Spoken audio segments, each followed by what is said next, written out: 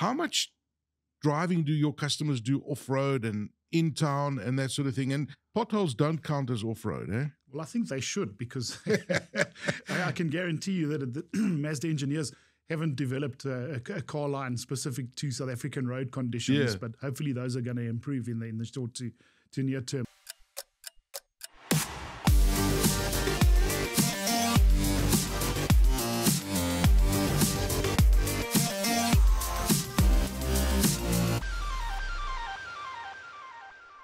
Hello, it's Aki Anastasiou here, and it's a great pleasure to welcome you. And it's also wonderful to welcome our first guest in the motoring section. What's next in motoring? And it's Craig Roberts.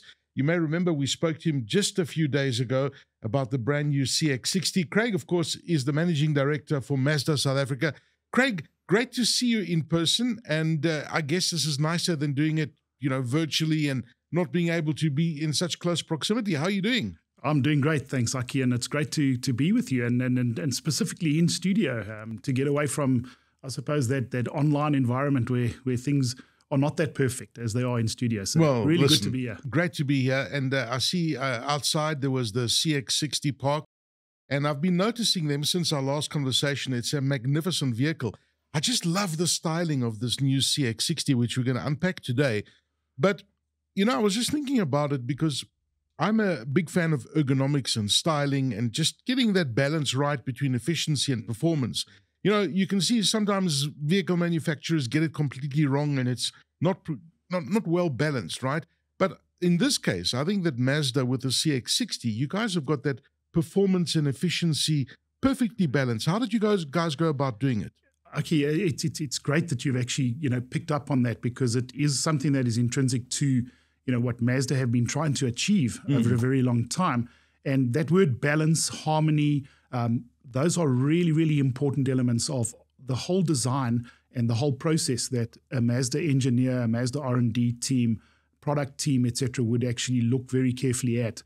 And it's that balance and I suppose balance between performance, between ergonomics, between what we call HMI, human-machine interaction, which is absolutely critical, we as Mazda believe, to the overall product that we put out there, in terms of the fact that every driver is going to actually be different and require certain differences from the vehicle that they eventually select. And we spend a lot of time in our vehicles, so we have to get that balance right. No, we do. And actually, you've traveled extensively as I have, and it's interesting when you look at the South African market, we're very much an off-road kind of SUV market. I've never seen so many kind of SUVs in one country that I've seen, anywhere else in the world. And I guess that it doesn't necessarily put you guys under pressure, but in terms of talking about performance and that sort of thing, and the general expectations that your customers will have from an SUV or the CX-60 in this case, how much driving do your customers do off-road and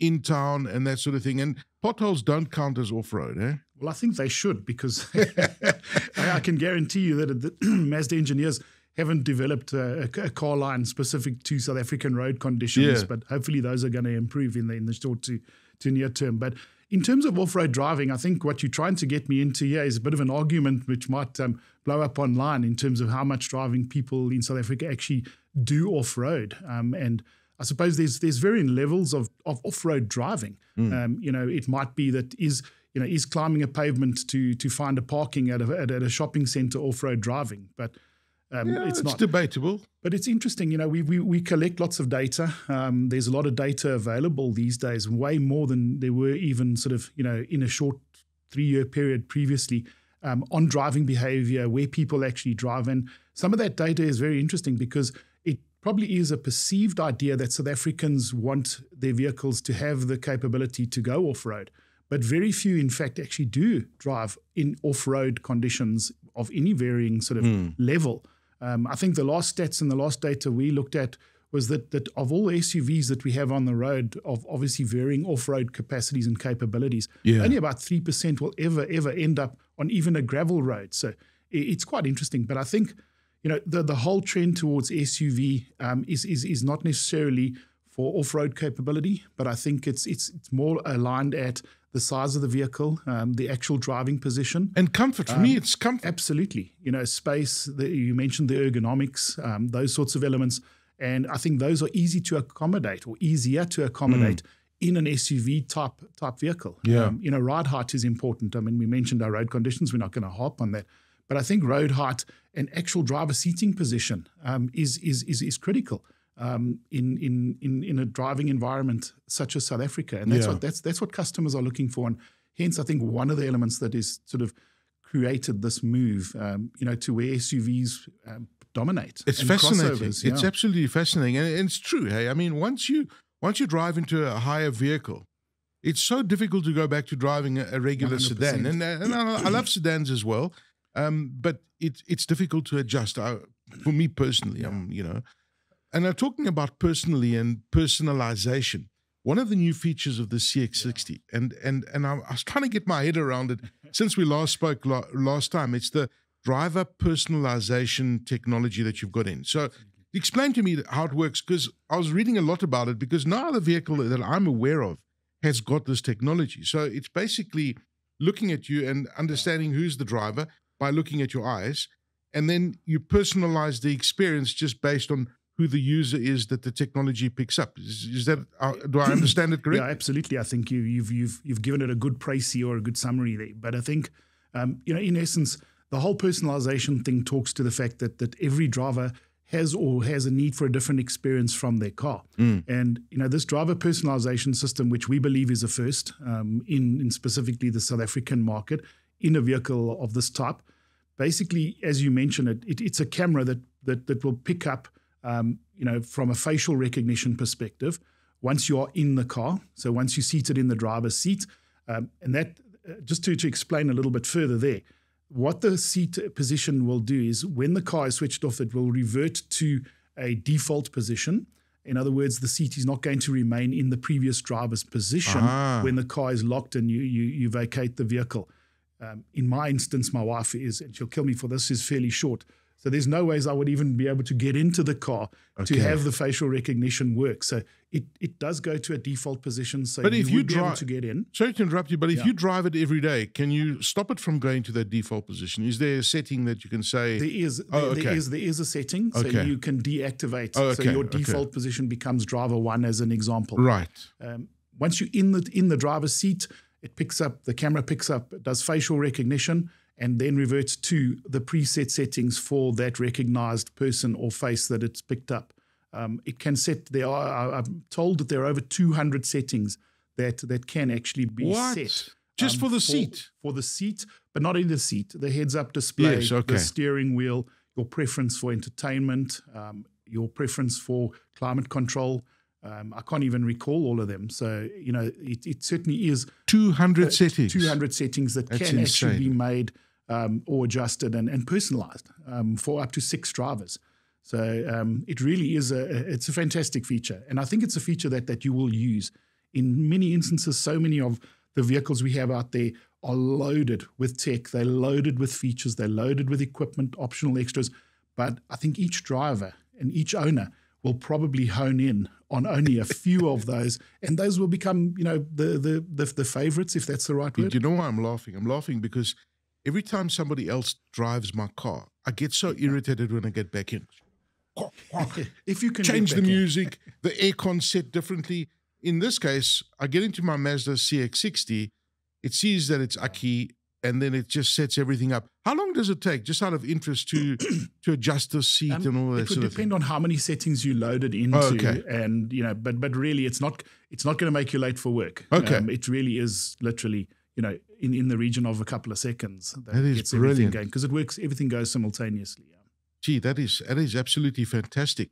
Now, this vehicle is actually packed with features. I mean, even the outside camera system.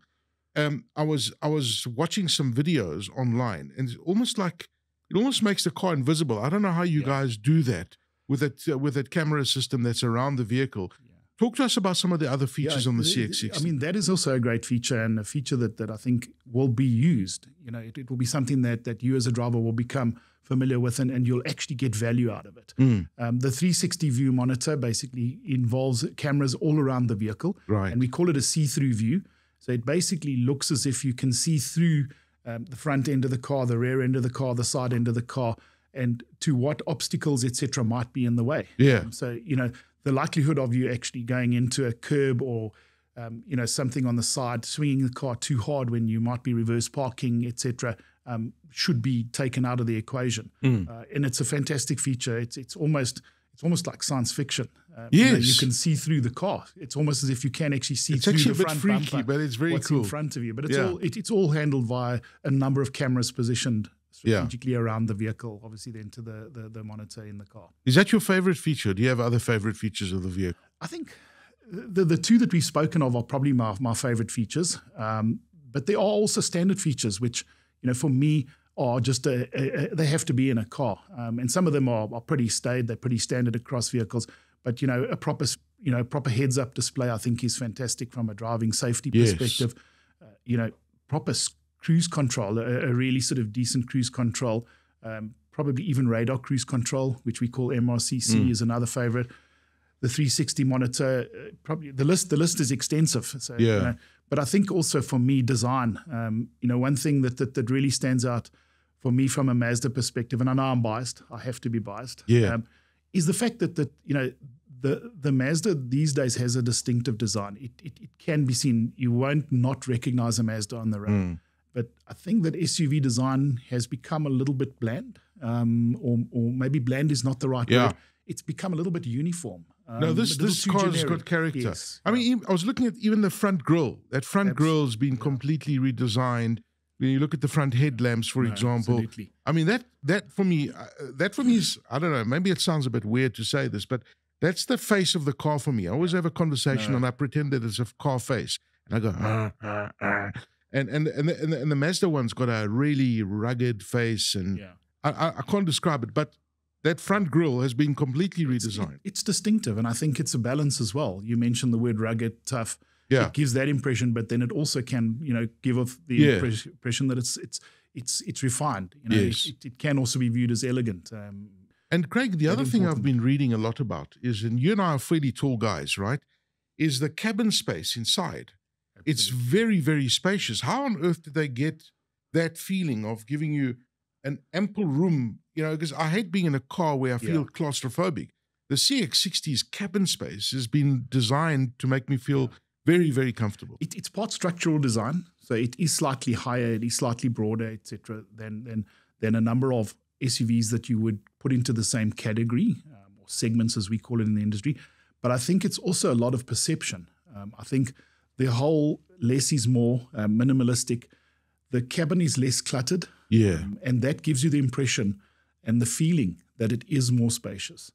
I think, the fact that for me, and we don't often sit in the rear of our vehicles, but we do have people that do, when we take people anywhere, and the rear sort of space from that perspective, headroom as I call it, is even more remarkable.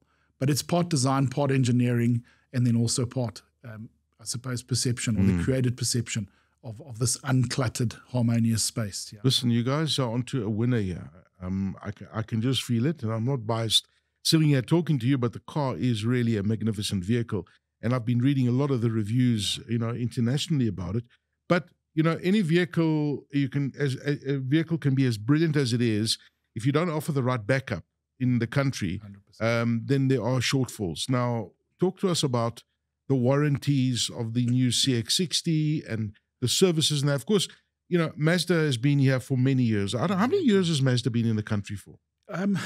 Mazda's been in South Africa in a number of different guises. Yes. But in total, we're heading towards 60 years. Okay. So there you go. That answers the question of, the commitment to being here. The reason I can equate and give you an accurate answer in the 60 is because they arrived in my year of birth. So I've established that. So. Okay. All right. So you'll never forget that. Eh? No, definitely not. But from a backup perspective, you mentioned, for example, the warranty and service plan that we have on the vehicle. We've gone to market with, again, a first.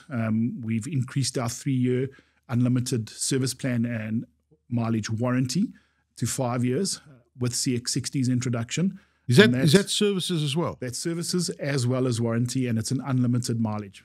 Most warranties and service plans will have a mileage limitation. Wow. So that caters to the driver who does low mileage, but also the driver who does extensive mileage and spends a lot of time in their vehicle, So business tool, etc. If I do 200,000 kilometers in a 5-year thing, my services are covered. That is brilliant. Yeah. So we believe that talks to the whole value proposition that the car does bring to market.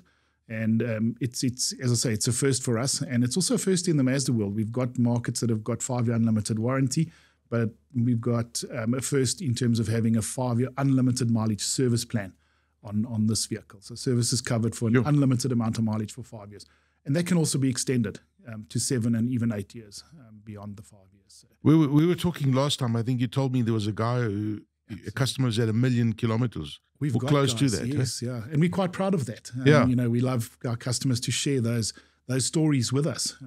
We've got customers who will do 400 Ks in a day. With on these plans, etc. I mean, we see them for service events.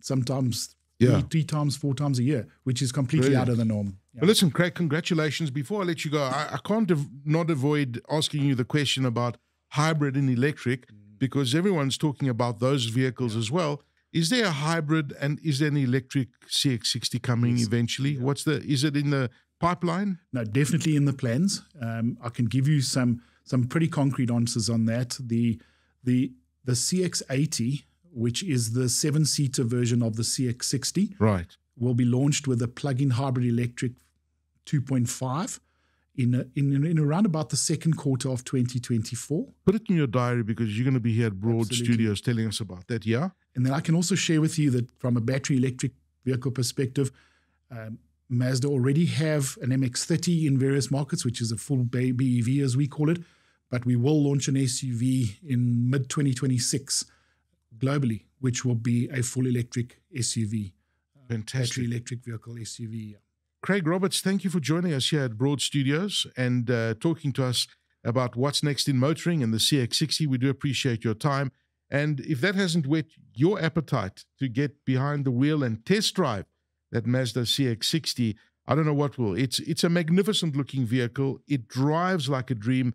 And if you look at that warranty, unlimited mileage, 5 years, services included, it's a good deal. But don't listen to me. Drive it yourself and then decide. Thank you for joining us on What's Next in Motoring. Goodbye from Aki Anastasiou.